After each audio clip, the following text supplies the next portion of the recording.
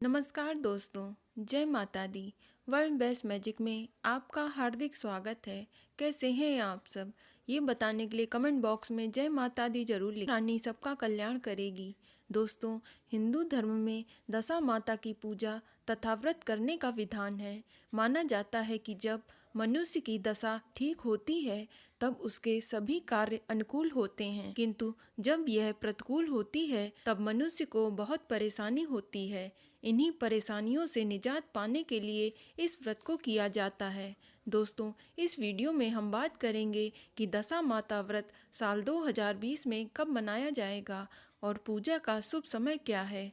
साथ ही हम जानेंगे कि दशा माता व्रत में क्या क्या पूजन सामग्री की जरूरत होती है और इस व्रत की संपूर्ण पूजा विधि क्या है, और दशा माता व्रत के नियम से जुड़ी जानकारी भी आपको इस वीडियो में प्राप्त होगी।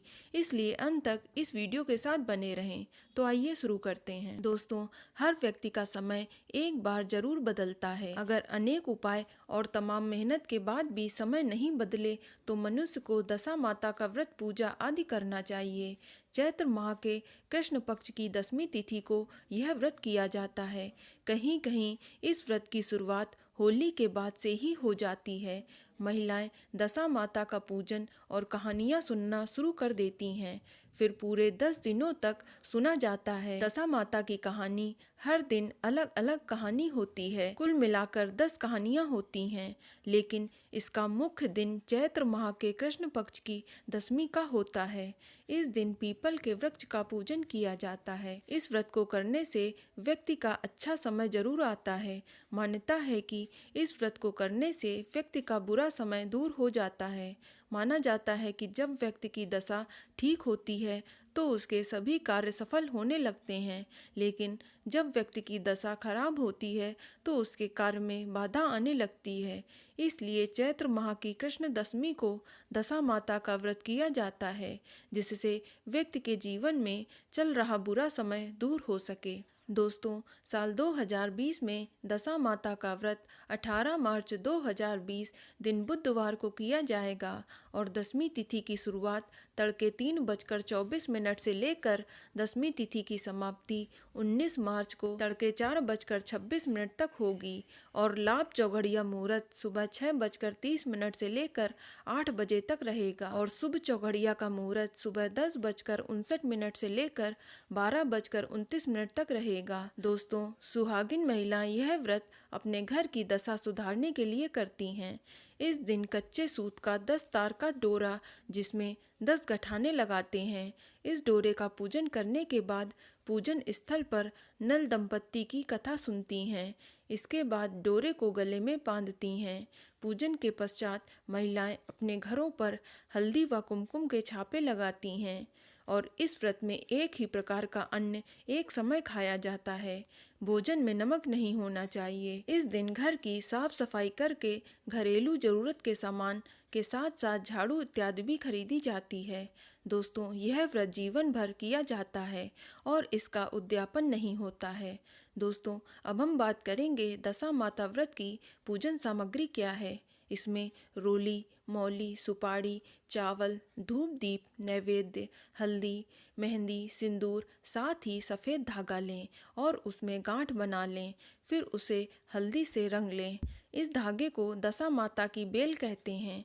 पिछले साल की बेल को पीपल में बांधा जाता है व महिलाएं नई बेल लेकर अपने घर में आती हैं। इसकी पूजा के साथ में ही इसे गले में धारण करती हैं। फिर इसे पूरे साल कभी ना उतारें। अगले साल जब फिर पूजा करें तो उसे उतार कर नए धागा की पूजा करके धारण करें। दोस्तों, इस दिन महिलाएं प्रातःकाल स्नान करके व्रत का संकल्प करें। इस व्रत में दशा माता की मूर्ति या चित्र की पूजा की जाती है। अगर चित्र न हो तो पूजा में काम आने वाली डंडी और एक नोक वाले पान के पत्ते पर चंदन से दशा माता बना लें। दशा माता बनाकर पूजा की जाती है। यह पूजा पीपल के पेड़ के पास या घर पर भी कर सकते हैं। दशा माता के पास कुमकुम, काजल और मेहंदी की 10-10 बिंदी लगाते हैं। भोजन के रूप में नैवेद्य, लापसी, चावल आदि चढ़ाया जाता है और सूत का धागा बांधकर सुख, सौभाग्य व मंगल कामना करते हुए पीपल के पेड़ की 10 परिक्रमा करते हैं। पीपल को चुनरी उड़ाई जाती है। 10-10 गेहूं की 10 ढेरी पास में सजाई जाती है। लड्डू, हलवे, लापसी या मीठे रोट आदि का भोग 10 ढेरियों के पास रखा जाता है। 10 गांठों का डोरा पूजा में रखा जाता है। फिर दशा माता और 10 गांठ वाले डोरे का पूजन अक्षत और पुष्प आदि से करते हैं। पिछले साल का डोरा भी पास में रखते हैं। इसके बाद दशा माता की आरती गाई जाती है। इसके बाद नल दंपत्ति वाली कहानी सुनी और सुनाई जाती है। कुछ लोग 10 कहानियां सुनते हैं। पूजा करने और कथा सुनने के बाद महिलाएं नए डोरे को गले में धारण करती हैं। इसके बाद गेहूं, भोग और पुराना डोरा लेकर पीपल के पेड़ के पास जाती हैं। गेहूं और पिछले साल का डोरा पीपल की जड़ के पास मिट्टी में दबा दिया जाता है या फिर पीपल में बांधा जाता है। पीपल के पेड़ की पूजा के बाद पीपल के पेड़ की थोड़ी सी छाल खुरच कर गेहूं के दानों के साथ घर लाते हैं और इसे साफ कपड़े में लपेटकर तिजोरी या अलमारी में रखते हैं। पीपल की छाल को धन का प्रतीक माना जाता है। माना जाता है कि इसे घर में रखने से सुख समृद्धि बनी रहती है। व्रत के संकल्प की पूर्ति के रूप में 10 पूर्णियाँ, 10 सिक्के और 10 चम्मच हलवा ब्राह्मणी या घर की किसी बुजुर्ग महिला के पैर छूकर उन्हें दिया जाता है। इससे दशा माता की कृपा सदैव बनी रहती है और घर में सुख शांति रहती है। तो दोस्तों, यह जानकारी आपको कैसी लगी हमें कमेंट करके अवश्य बताएं और इस वीडियो को लाइक करें और शेयर करें और साथ ही साथ चैनल को सब्सक्राइब करें। धन्यवाद।